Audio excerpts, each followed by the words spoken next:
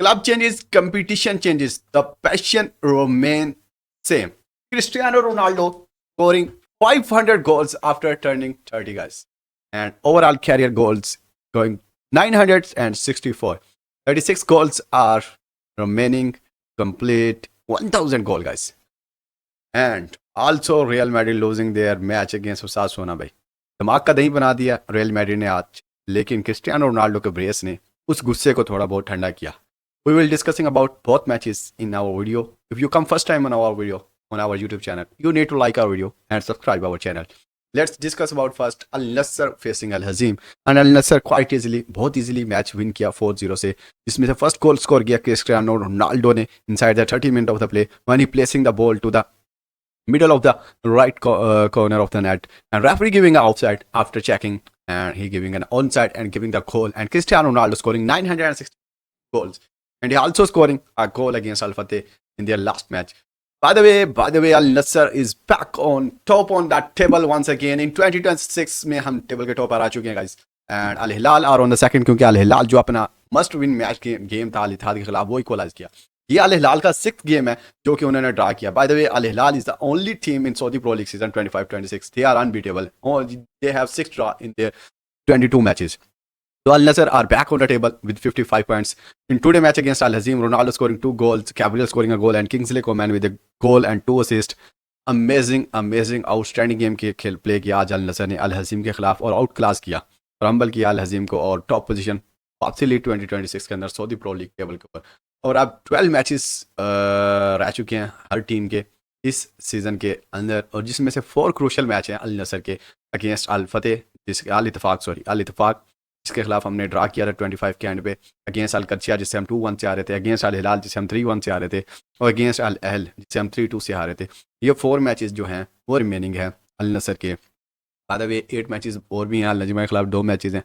तो भाई साहब, इन अगर हम ओवरऑल देखेंगे, अगर अल नसर जो है वो 1 मैच हारती है 1 ड्रा करती है, और 10 मैचेस विन करती है, और अल अहली भी 1 हारती है 1 ड्रा करती है, अल हिलाल भी 3 ड्रा करती है, हारती कोई भी नहीं है, तो भाई अल नसर जो है quite easily Saudi Pro League season win कर जाएगी.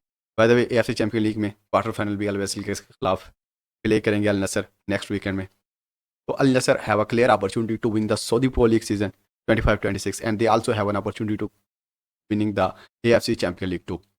And Ronaldo are too close to scoring the first hat-trick of the season, but unfortunately he placing the ball 4 times into the net, 2 times onside and 2 times offside.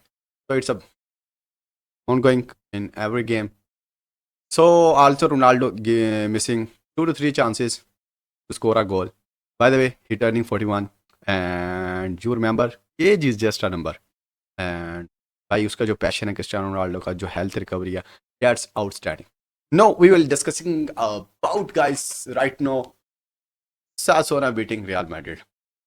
भाई ये वो team है, real Madrid वो team है आपको एकदम से ऊपर लेके जाती है, आपकी एक्सपेक्टेशन को बढ़ा देती है, आप उससे एक्सपेक्ट इतना कर लेते हो कि यार इस सीज़न हम सब कुछ विन करने वाले हैं. इस सीज़न का अगर हम स्टार्ट देखें ना, रियल मैड्रिड का जो सीज़न का स्टार्ट था, तो सीज़न के स्टार्ट में जब 10 मैचेस इन रो हमने शाबी अलोंसो के अंडर विन किया, तो हम भाई ये कह रहे थे कि हम इस सीज़न तो किसी से नहीं ना हारने वाले, इस सीज़न भाई सबको ही पेलेंगे जो भी आएगा. बार्सा से हमने 2-1 से विन किया, ये फर्स्ट ईयर क्लासिको विन किया, वो हम भाई 10 मैचेस के बाद एटलेटिको मैड्रिड से हम 5-2 से हारे, लेकिन उसके बाद भी हम विन कर रहे थे, ठीक है.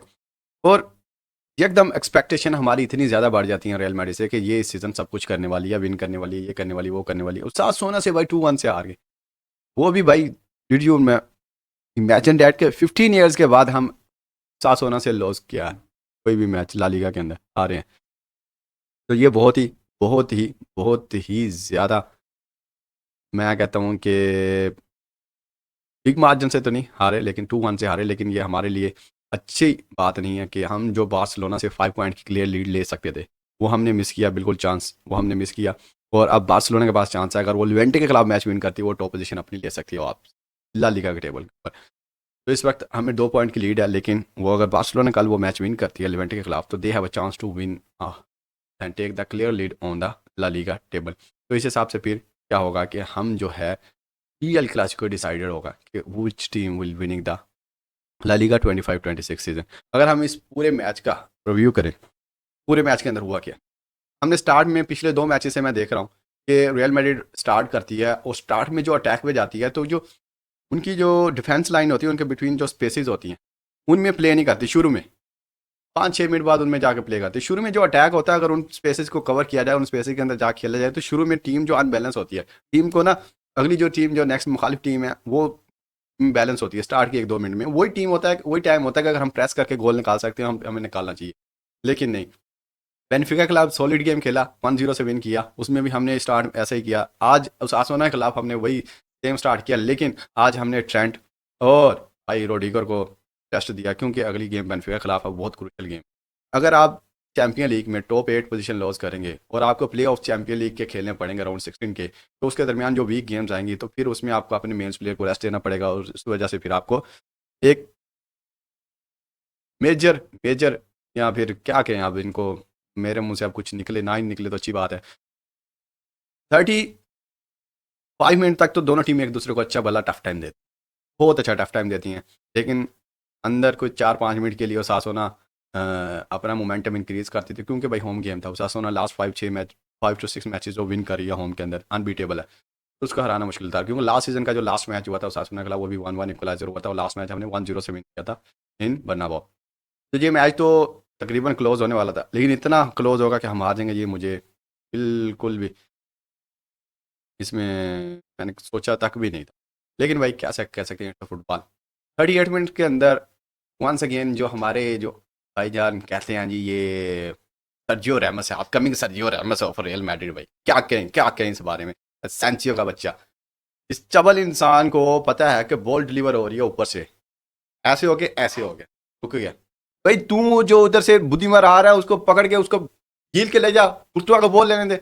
टाइम क्यों दे रहा तू रुका है जी, कुर्तुआ बॉल ले लेगा। तेरे रुकते रुकते अगले ने काम डाल दिया और उधर ही वो अब कुर्तुआ ने जानबूझ के फॉल किया। अचानक उसने फोन रखा, उसके फोन के ऊपर आ गया और फॉल हो गया।